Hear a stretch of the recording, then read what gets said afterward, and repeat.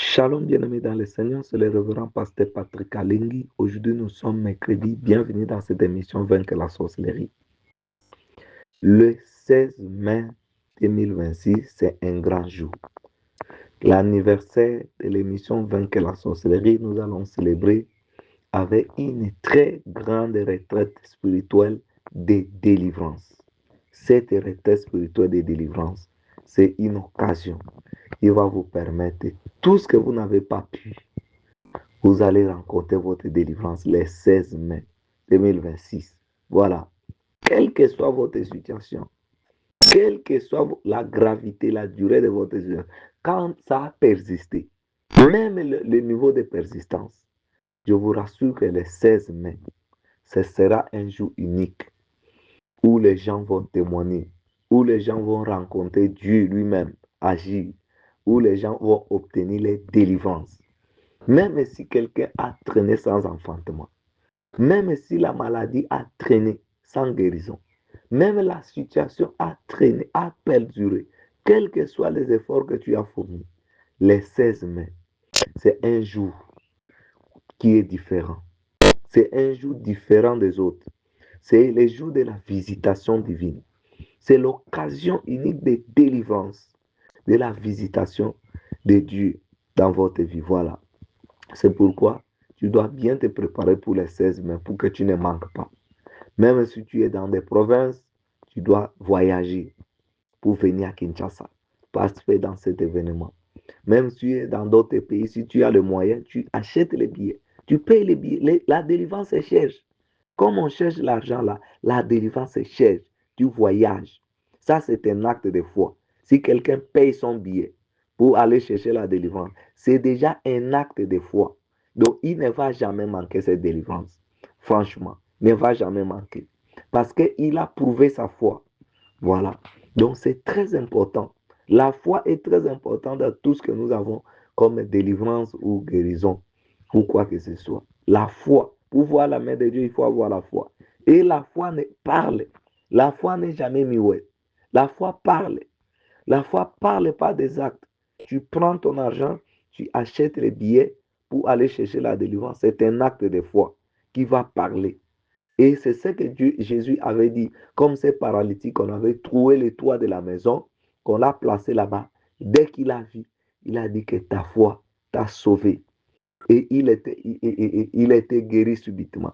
Pourquoi? Parce que cet acte de foi, jusqu'au niveau d'aller trouver le toit, non, ce n'est que la foi qui peut faire tout ça. Ce n'est que la foi qui peut faire voyager quelqu'un pour aller chercher une délivrance. Voilà. Donc ça, c'est vraiment rassureux que le Seigneur est fidèle. Le Seigneur est fidèle. Voilà. Commencez déjà à envoyer vos contributions pour les préparatifs de ce grand événement du 16 mai. Envoyez vos contributions parce que sans la contribution, nous ne serons pas, cet événement ne sera pas reçu. Vraiment, on ne saura pas organiser cet événement sans des contributions financières. Voilà. Donc, partout où vous êtes, envoyez vos contributions. C'est très, très important. Voilà. Envoyez vos contributions. Que le Seigneur touche vos cœurs pour envoyer la contribution pour que cet événement puisse reçu. Parce que c'est nous qui organisons. Ce n'est pas moi, mais c'est nous, ensemble avec vous. Nous organisons. Voilà. C'est pour nous tous, c'est pour la gloire de notre Seigneur. C'est pour la délivrance des gens qui ont traîné dans l'emprise du diable. Ils vont venir obtenir les délivrances. Voilà. Alors, les gens qui sont à Kinshasa, le membre de Vaincre la sorcellerie qui sont à Kinshasa, ils ne se manifestent pas pour être dans l'équipe d'organisation. Je ne sais pas vraiment pourquoi l'événement ne vous intéresse pas. Pourquoi ça ne vous intéresse pas? Pourquoi ça ne vous intéresse pas? Hein? Jusque-là, j'ai fait l'appel pour les gens qui doivent organiser cette activité, mais personne ne se pointe jusque-là. Mais c'est regrettable que le Seigneur vous aide vraiment à comprendre certaines choses. Voilà.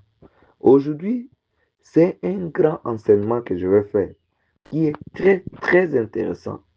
Très intéressant, pourquoi? Parce que ça va vous amener une révélation. Ça va vous ouvrir les yeux. Ça va ajouter un plus à tout ce que vous avez eu comme enseignement. Les signes que votre nom est écrit dans un livre de malédiction. Voilà. Ayez un esprit ouvert pour suivre attentivement cet enseignement jusqu'à la fin. Ça va beaucoup vous aider. Vraiment, ça va beaucoup vous aider. Voilà. Les signes que votre nom est écrit dans un livre de malédiction.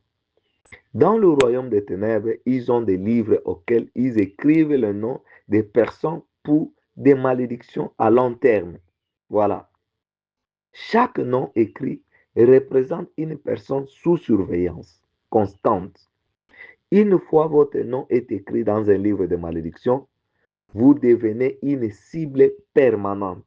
Je répète, une cible permanente jusqu'à ce que ces noms soient effacés. Voilà. L'Apocalypse parle du livre de vie où Dieu écrit le nom des rachetés en Apocalypse chapitre 20, verset 15. De même, Satan imite toujours Dieu. Vous voyez, en Égypte, Moïse est allé avec, il a jeté son bâton, c'est devenu le serpent. Pharaon a appelé le magicien pour jeter alors leur bâton pour que ça devienne aussi le serpent. Donc, je vous dis, Satan imite Dieu en tout, en tout. Et malheureusement, tout ce qu'il imite à Dieu, c'est changer ça en mal. Il change ça toujours en mal. Voilà. Satan imite ces principes des livres aussi, des malédictions. Dans le monde spirituel, le nom a un pouvoir énorme. Je vous dis, le nom a un pouvoir énorme. Même quand vous donnez le nom aux enfants, faites attention aux personnes auxquelles vous donnez le nom à vos enfants. Un jour, le Seigneur m'avait monté une jeune fille à l'église. Le Seigneur m'a montré, il m'a donné tous les détails sur le problème de cette jeune fille et l'orientation sur sa délivrance. Je pars à l'église comme ça. Avant que je prêche, j'invite cette jeune fille de se tenir debout. Je dis que je vais prier pour toi. Dès que je commence à imposer les mains comme ça, il y a des manifestations, exactement, comme j'avais vu, comme le Seigneur m'avait montré. Il y a des manifestations terribles. Il y a un esprit d'un prophète là qui est à Kinshasa. Un grand prophète reconnu à Kinshasa. Je ne peux pas citer le nom. C'est l'esprit de ces prophètes-là qui parle dans cette fille-là. Donc, ces prophètes avaient donné le nom, son nom à cette fille-là. Le nom vraiment à cette fille quand elle était née. Voilà. Il avait intervenu, si ça avait la prière, c'est quoi? Quand la maman de cette fille l'avait mis au monde. Voilà. Alors, c'était une incarnation de ces prophètes dans cette fille-là, qu'il a pris en otage, qu'il a mis dans la prison. Voilà. Alors, c'est ces prophètes-là qui parlaient dans cette fille-là. Voilà. Donc, attention avec le nom. Dans le monde spirituel, le nom a un pouvoir énorme. Le nom là. C'est pourquoi les sorciers aiment demander le nom des gens. Le nom des gens. Quel est ton nom complet? Vous vous rappelez sur l'enseignement où je vous avais dit des questions qu'il ne faut jamais répondre aux sorciers quand ils vous posent. Allez sur YouTube, vous allez retrouver cet enseignement. Des questions qu'il ne faut jamais répondre aux sorciers quand ils vous posent. Voilà. Le nom est une connexion spirituelle. Le nom, c'est votre identité. C'est votre destinée. Exode 32, 32, Moïse dit à Dieu, efface-moi de ton livre. Moïse savait que Dieu détenait un livre. En Philippiens chapitre 3, verset 4, confirme que les noms sont écrits dans le livre de vie. En Apocalypse chapitre 3, dit, c'est dont le nom n'était pas écrit dans le livre de l'agneau dès la fondation du monde. Voilà. Satan imite toujours Dieu de façon pervertie. Détient des livres de malédiction où les noms sont écrits. Ces livres existent dans le royaume des ténèbres, où ils utilisent ces livres pour trois raisons. Le sorcier utilise ces livres pour trois raisons principales. La première raison, maintenir une liste organisée de cibles prioritaires. Ils ne peuvent pas se souvenir de tout le nom mentalement. Les livres gardent la trace. Deuxième raison, effectuer des rituels collectifs. Au lieu d'attaquer chaque personne individuellement, ils lisent tout le nom du livre pendant les rituels. et toutes ces personnes sont attaquées simultanément. Troisième raison, transmettre les malédictions. Quand une sorcière meurt, d'autres prennent son livre et continuent à maudire le même nom. C'est pourquoi dans des familles, il y a des héritages de la sorcellerie. La maman meurt, il va laisser sa sorcellerie à la fille, c'est-à-dire l'héritage. Donc parmi l'héritage, il y a des livres là qui ont des noms des personnes, des familles, tout ça. Donc la fille va continuer à faire la même chose que sa mère faisait. Voilà. Donc moi, je vous enseigne par des choses. Faites beaucoup d'attention à tout ce que j'enseigne. Au cours de notre délivrance dernièrement, n'est-ce pas, j'ai demandé aux parents de la fille, j'ai dit, vous vous souvenez maintenant de tous les enseignements que moi je vous enseigne? Est-ce que vous croyez que ce sont des blagues? Voilà, maintenant vous avez la confirmation de tous ces aveux-là. Ce sont des enseignements que moi je vous enseigne. Alors ceux qui négligent en tout cas, ça c'est leur problème, hein. Moi je vous enseigne des choses qui sont correctes et des choses qui sont des réalités spirituelles. Voilà. Que beaucoup de gens n'ont pas ces informations et sont des victimes des choses qu'ils ne maîtrisent pas. Parfois, ils sont pressés à répliquer. Non, malédiction. Non, non, non. Moi, je ne peux pas me retrouver dans des malédictions. Vous vivez des réalités que vous ne comprenez pas. Ayez un esprit ouvert pour comprendre d'abord ce qu'on vous enseigne avant de répliquer des choses. Voilà. Le nom entre dans le livre des malédictions par plusieurs façons. Ça, c'est pour répondre à la question, comment le nom de quelqu'un peut entrer dans le livre des malédictions. Oui, le nom de quelqu'un peut entrer dans le livre des malédictions par plusieurs façons. Parmi ces façons, première façon, quelqu'un paye une sorcière pour vous maudire. Votre nom est écrit. Voilà. Quand quelqu'un paye, parce que les sorciers aussi, on les paye, hein, on les paye aussi. Donc, quelqu'un va prendre un sorcier, il les paye pour venir te maudire, pour te lancer un sort. Parce que si ce sorcier-là est plus puissant ou s'il est spécialisé dans ces domaines-là, on peut les payer l'argent pour aller détruire une église, on peut les payer l'argent de la sorcellerie pour aller détruire quelqu'un, pour aller faire ceci, cela. Voilà. Donc, on paye aux sorciers aussi l'argent pour aller faire du mal aux autres. Voilà. Dès qu'on paye quelqu'un, ton nom est inscrit dans ce livre-là. Deuxième façon, vous offensez une sorcière directement et elle écrit votre nom pour vengeance. Et elle écrit votre nom pour vengeance. Pour cela, à Bandal ici, à Bandal, donc la commune de Bandal à Kinshasa, dans une église comme ça, dans une chambre de prière, voilà, une maman avait témoigné. Cette maman-là avec son ami était malade. Maintenant, le papa de son ami est un membre de l'église des Noirs, donc des sectes là des églises des Noirs. Ceux qui sont à Kinshasa connaissent les traditionalistes là. Alors, le papa voulait amener sa fille chez un marabout. Maintenant, l'ami de sa fille, donc cette maman-là, s'est opposé disant que non, elle est chrétienne. Ne l'amenez pas là-bas. Or, le langage là avait choqué ce papa-là. À tel point, ce papa est allé écrire le nom de cette maman dans un livre de malédiction. Directement, cette maman est tombée malade. Je vous disais que c'est une maman chrétienne. Hein? Ok. Donc, il faut suivre très attentivement mes enseignements. Parce qu'il y a beaucoup de confusion. Les gens qui s'argumentent, mais les réalités sont tout autres. C'est une maman chrétienne qui prie aussi. Son nom est inscrit dans ce livre-là. Le papa là a écrit son nom dans ce livre. Elle ne sait pas. Directement, elle est tombée malade. Elle est tombée malade. On a fait tous les traitements possibles sans succès. Ils ont fait des prières sans succès. Ils ont eu des traitements sans succès. Le Seigneur a fait grâce un jour. Le papa là lui-même est venu confesser. Est venu confesser auprès de cette maman-là.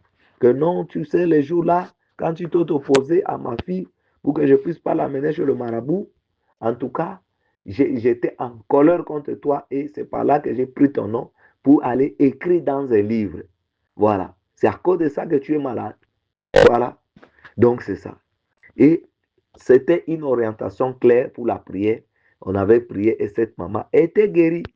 Donc, ce sont des faits réels. Ne croyez pas qu'on vous enseigne des histoires ici. Voilà. Donc, vous offensez une sorcière, directement, elle écrit votre nom pour vengeance. Moi, je me rappelle, un jour, nous étions dans une conférence à Lubumbashi. Alors, euh, il y a une maman qui était venue, je ne sais pas, de Kolwezi, de quelque part.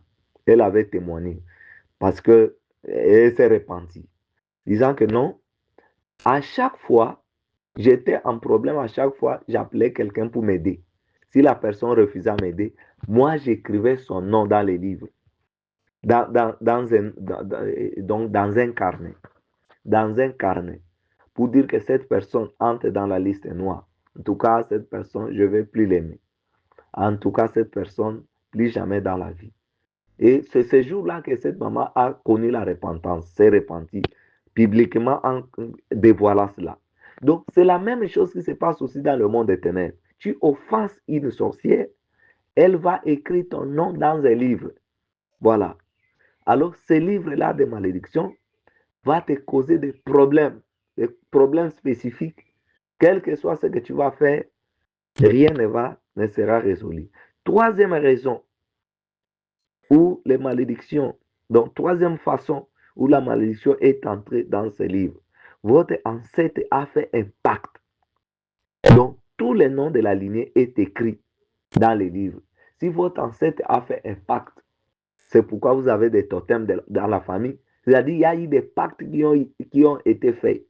Voilà. Il y a des pactes qui ont été faits. Alors, à partir de ces pactes-là, le nom de votre famille est entré dans le nom de la lignée de votre famille est entré dans les livres de malédiction. Quatrième façon, vous consultez l'occultiste ou fréquentez les fausses églises, comme l'Empevalongo, comme les églises des Noirs, des églises là des esprits, comme des Bima, comme des Kimbanguistes, toutes ces églises-là, des fausses églises-là, ou bien les marabouts, ou les faux prophètes. Vous le consultez, automatiquement votre nom est écrit dans ce livre de malédiction. Et cela constitue un pacte spirituel. Vous allez consulter des faux prophètes là qui font des prophéties par des esprits de divination. Je vous dis, dès que vous consultez ces prophètes-là, parce qu'il y a des églises, consultation prophétique, je vous dis, majorité de ces prophètes-là sont des marabouts. Sont des marabouts. Ils travaillent avec des esprits familiers ou des esprits de python. Dès que vous le consultez, il va bien dire des choses dans ta vie qui sont vraies aussi. Mais votre nom reste dans le livre des malédictions. Voilà, c'est ça du comble. Et quand vous allez même fréquenter le marabout, dès que vous allez consulter un marabout, oh, j'ai perdu la chose, dites-moi qu'il a volé. Ou j'ai une maladie, est-ce que tu peux faire un médicament traditionnel pour moi? Dès que tu pars là-bas, ton nom est écrit dans le livre des malédictions. Voilà. C'est pourquoi si vous commencez à vaincre le sorcier, si vous commencez, allez-y sur la chaîne YouTube, allez voir l'enseignement où j'ai parlé sur qu'est-ce qui se passe quand vous commencez à vaincre les sorciers. Vous allez voir plus de détails sur ça. Si vous commencez à vaincre le sorcier, il fera tout pour te piéger, te conduire chez un marabout ou chez un faux prophète. Parce que là, ton nom va encore rester dans le livre des malédictions. Il peut utiliser une autre stratégie. Oh, allons chez un homme de Dieu. Oh, en réalité, cet homme est un marabout.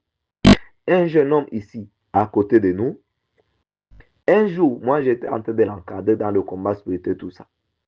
Un jour, il vient le matin chez moi. Le pasteur, en tout cas, donc il tremble comme ça. Quoi? Il dit, regarde.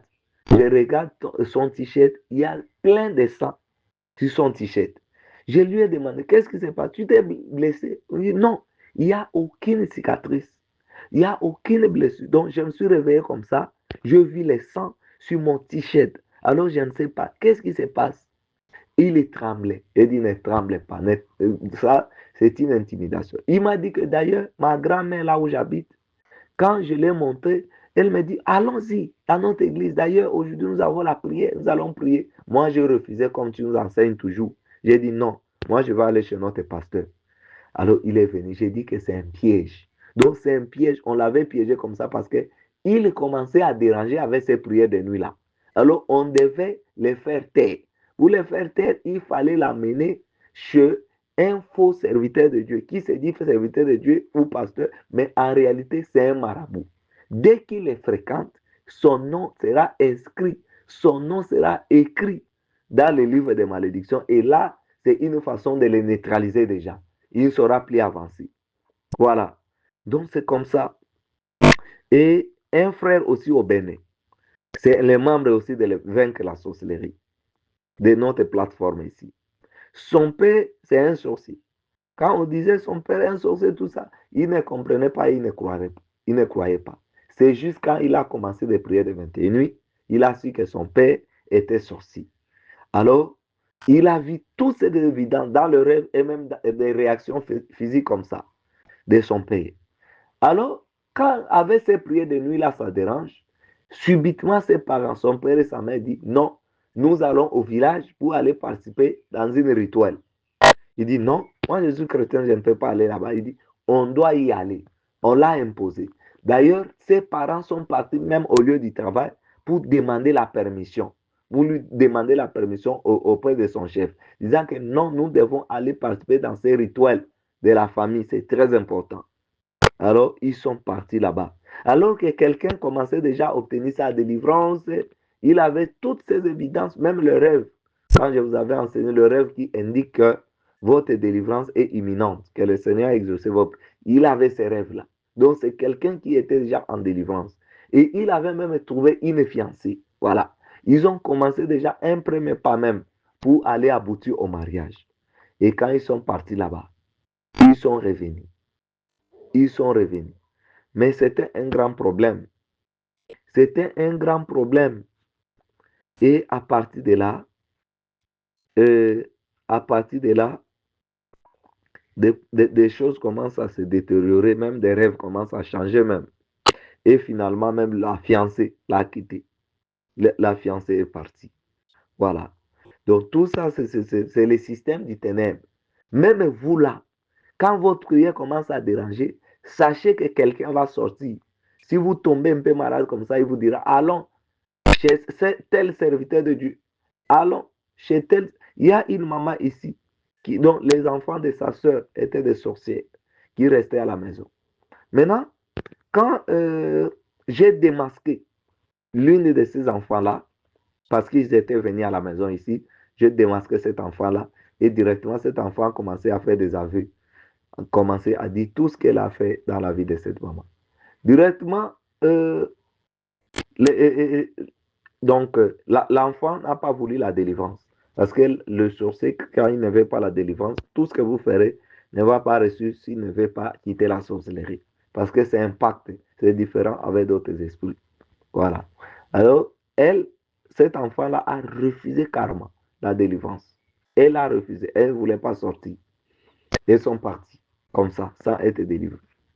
Alors, le mari de la maman a dit non, je connais un serviteur de Dieu. Je connais un serviteur de Dieu parce que la maman voulait remettre l'enfant chez sa maman. Comme elle ne veut pas la délivrance. Elle va rester avec un enfant sorcier comme ça. Je vais la remettre chez sa maman. Le mari dit non, je connais un serviteur de Dieu qui est reconnu, qui est connu dans ce domaine-là. Que tu l'amènes là-bas pour la délivrance. La femme a accepté, mais la nuit, la femme a eu l'avertissement que ce serviteur-là, c'est un agent de ténèbres. Quand elle va aller là-bas, elle sera attachée même. Elle sera attachée, elle pas se livrer là-bas. Voilà. Le matin, elle a refusé. Heureusement, elle était forte spirituellement. Elle a refusé, non, je ne parle plus là-bas. Donc, je vous dis que beaucoup de gens qui disent qu'ils délivrent les sorciers là, même ici à Kinshasa. Mais malheureusement, on amène même les enfants, les gens dans des églises de Noirs là ou de Mpévalong disant qu'ils délivrent les gens. Comment un sorcier peut délivrer encore un sorcier? Il va l'ajouter un pouvoir. J'avais reçu une fille qui avait témoigné que non, sa maman l'avait amené chez un serviteur de Dieu pour sa délivrance. Ce serviteur l'a donné le J, donc l'a renforcé encore. Voilà. Donc, vraiment, arrêtez de confusion pour amener vos enfants n'importe où. Si vous avez trouvé un sorcier, l'enfant s'est démasqué être sorcier, vous l'amenez chez n'importe qui. Ils vont vous dire que l'enfant est délivré, mais l'enfant continue à être sorcier.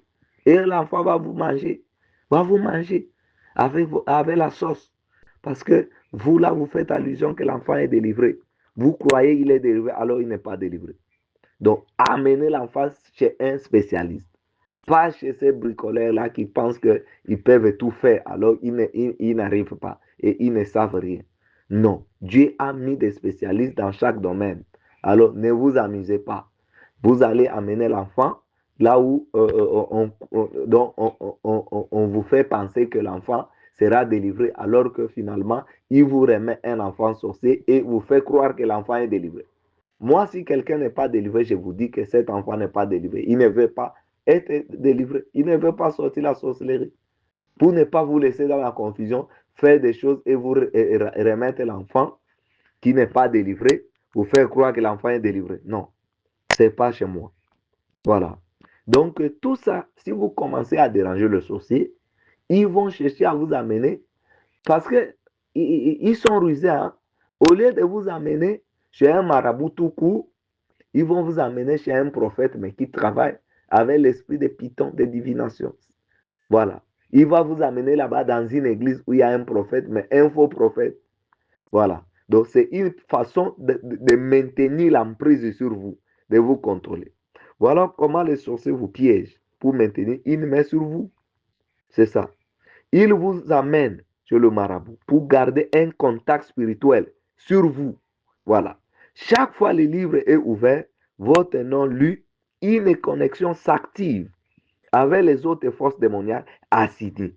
Les attaques deviennent systématiques, coordonnées et permanentes. Voilà quelques signes. Nous allons citer maintenant quelques signes que votre nom est écrit dans un livre de malédictions. Le premier signe, même type de problème précis, vous attaque répétitivement, année après année, sans variation significative. Pas de problème différent, mais le même. Même catégorie, même intensité, même timing, souvent.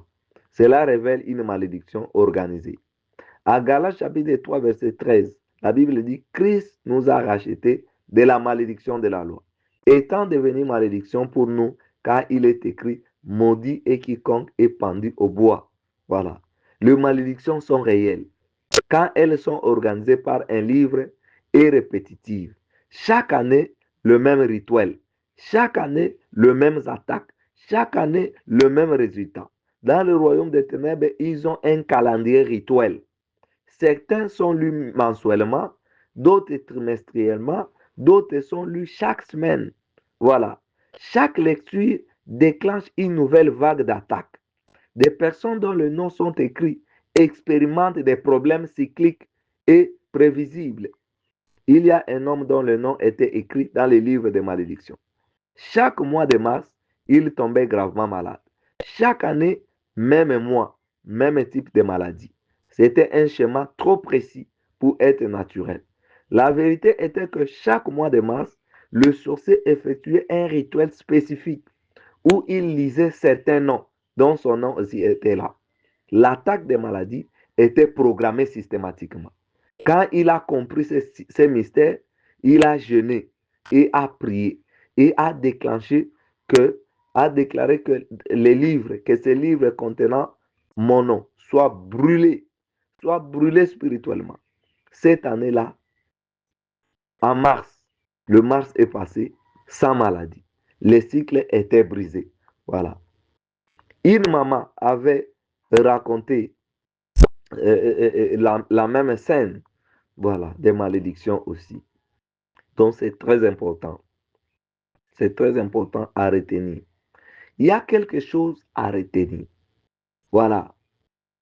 Si vous expérimentez le même type de problème, année après année, presque prévisible, votre nom est peut-être écrit dans un livre de malédiction. Examinez le schéma, priez pour effacer votre nom en utilisant la parole de Dieu. Par exemple, Galates 3, 13, Colossiens 2, 14.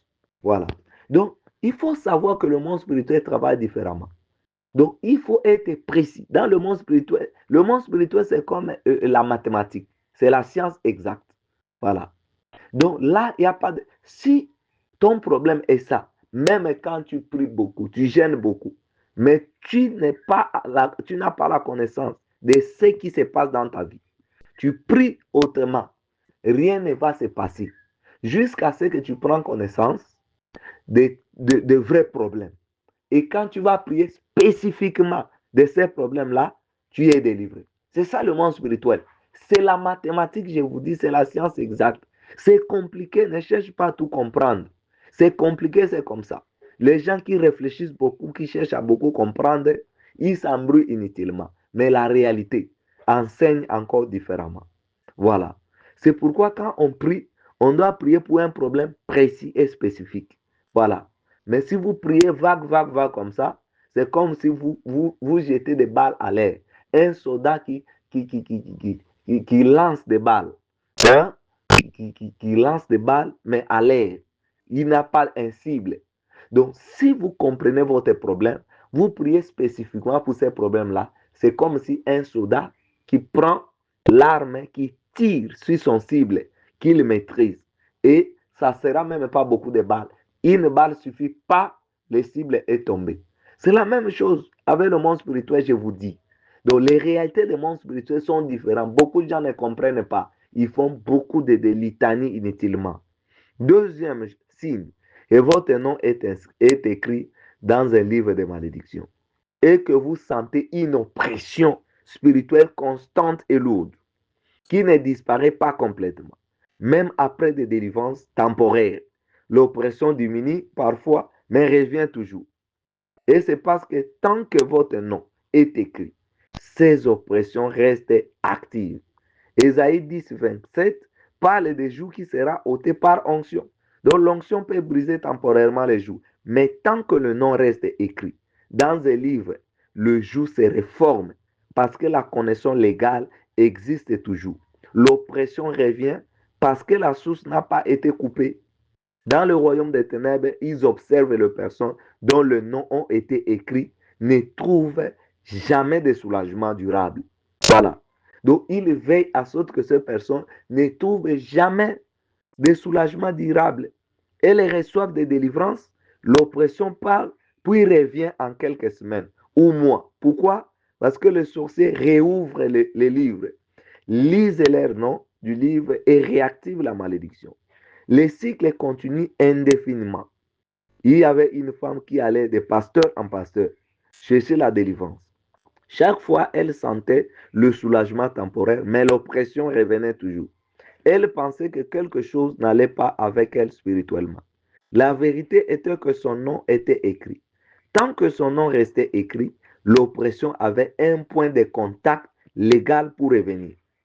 Un jour, elle a rencontré un homme de Dieu qui avait la connaissance dans le domaine et a prié différemment, a commandé que tout livre contenant son nom soit brûlé. Il a déclaré que son nom soit effacé de tout registre démoniaque. L'oppression est partie et n'est plus revenue. Son nom a été effacé.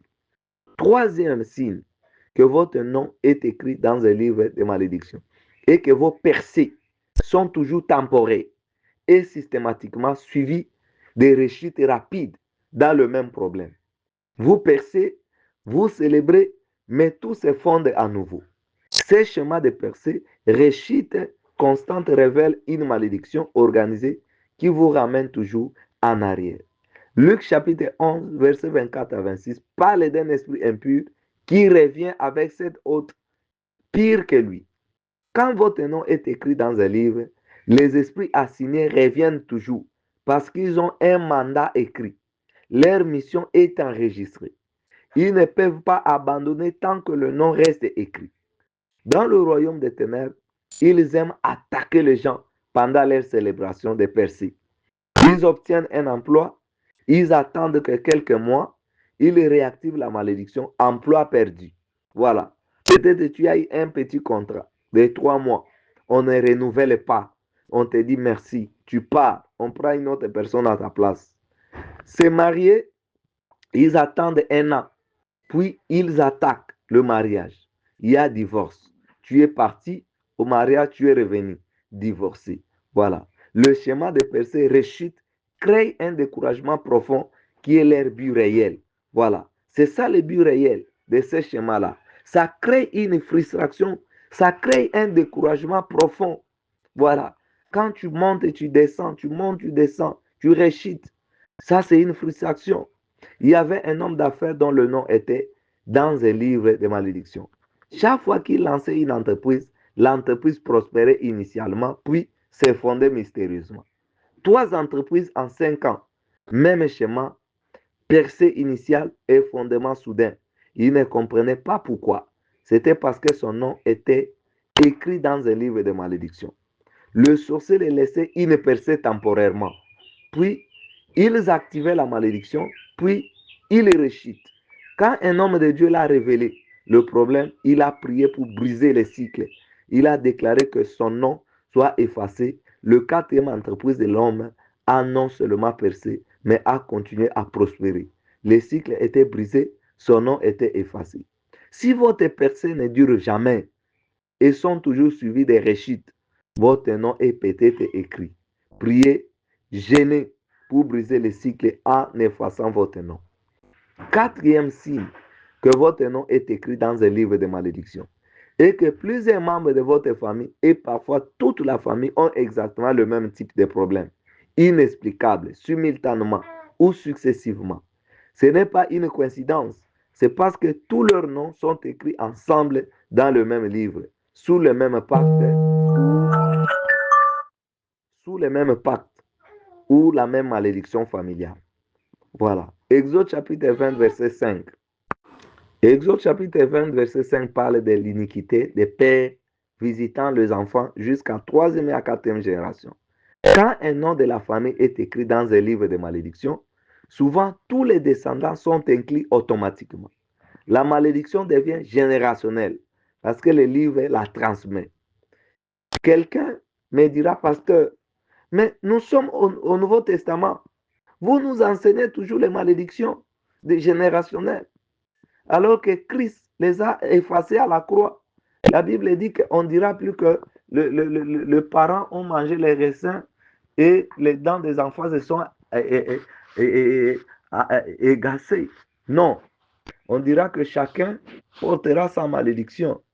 Oui, c'est écrit comme ça dans la Bible. Je vous dis que, c'est-à-dire la différence est que dans l'Ancien Testament, on n'avait pas la possibilité de se débarrasser d'une malédiction quelconque qui existait. Donc, une fois il y avait une malédiction, il subissait ça comme ça et c'était automatique. Mais dans le Nouveau Testament, une fois tu as cru en Jésus, tu as reçu l'autorisation d'effacer la malédiction de votre famille par des prières en utilisant la parole de Dieu qui est comme un décret céleste. Avec foi, habile à effacer ces malédictions.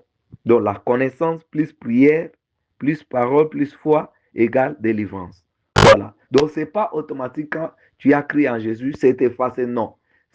Donc cela te donne une possibilité de les effacer par des prières. Voilà. Donc aussi longtemps que tu ne les as pas effacés, ça reste là-bas. Ça reste. Pourquoi vous vivez des réalités alors que vous parlez des théories? Mais la réalité diffère. Voilà. Il y a beaucoup de gens qui ne croient pas à ces choses. Beaucoup de gens qui ne croient pas à ces choses, mais ils les vivent. Ils les vivent. Ils disent des théories, mais ils les vivent. Voilà, la réalité est que l'Ancien Testament, on ne pouvait pas quitter une malédiction. Mais le Nouveau Testament, la malédiction peut s'arrêter quand tu as reçu Jésus-Christ comme Seigneur et Sauveur et tu peux prendre le temps de prier pour briser ça. Voilà. C'est la même chose. Jésus a dit, vous chasserez les démons. Ou les démons viennent. Toi, tu ne les chasses pas au nom de Jésus. Est-ce que le démon va partir? Non. Le démon va rester là-bas. C'est la même chose aussi. Mais Jésus a dit qu'il a dépouillé les dominations et les autorités. La Bible dit, il les a liés, n'est-ce pas? Hein? Il les a liés à la croix, n'est-ce pas?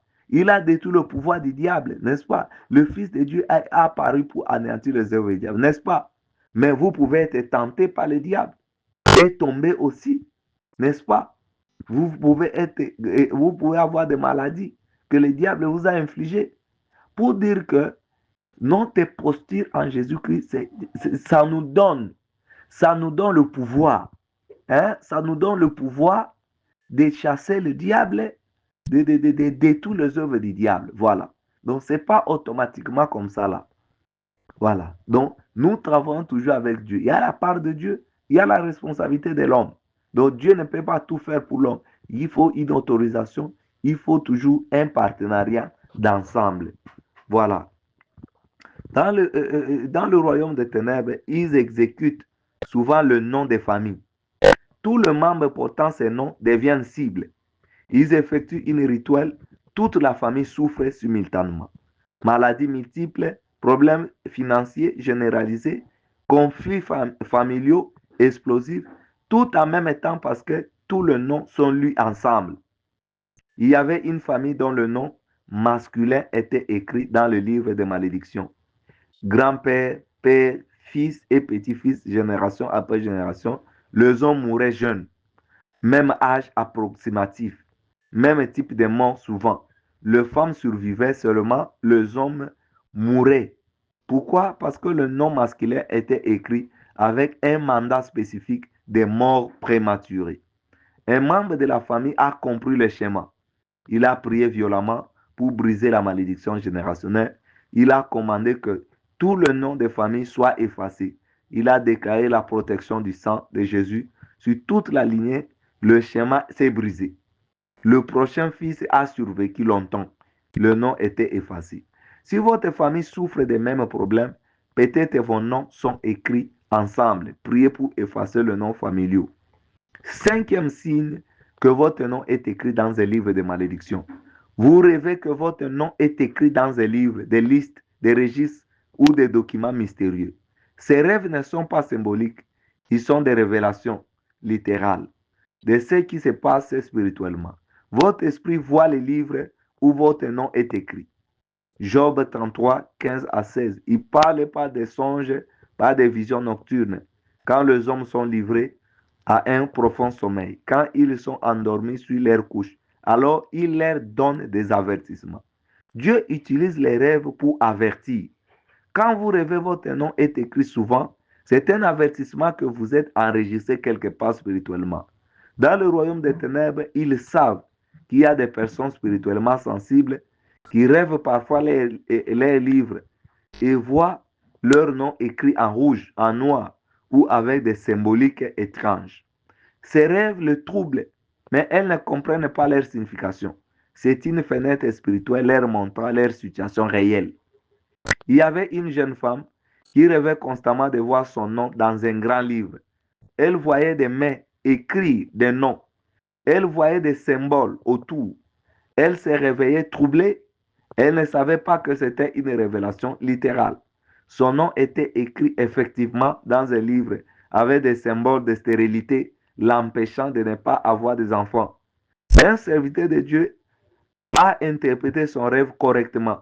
Il a prié que le livre soit brûlé et son nom effacé. En 6 mois, elle était enceinte. Le mandat de stérilité était brisé. Son nom était effacé. Donc, si vous remarquez l'un de ces signes, de ces 5 signes que nous avons cités, dans votre vie, jeûnez, car le jeûne brise les liens spirituels profonds, écrits dans des livres. Priez profondément pour ça. Ne généralisez pas, prenez des séances. Quand on vous dit prier, ne priez pas une séance. Prenez le temps, prenez des séances de prière pour briser, pour consommer ce livre, pour effacer vos noms, le nom de votre famille, le nom de votre entreprise, le nom de votre église, tout ça. Donc vous effacez tout ce que vous remarquez dans votre vie, vous effacez ça dans ce livre-là. Voilà. Vous effacez, vous prenez le Saint-Esprit va vous conduire. Vous prenez vraiment le temps d'effacer, de briser ces schémas répétitifs de votre famille, tout ça. Et vous allez obtenir votre délivrance. Voilà. Que le Seigneur vous bénisse. Bonne journée.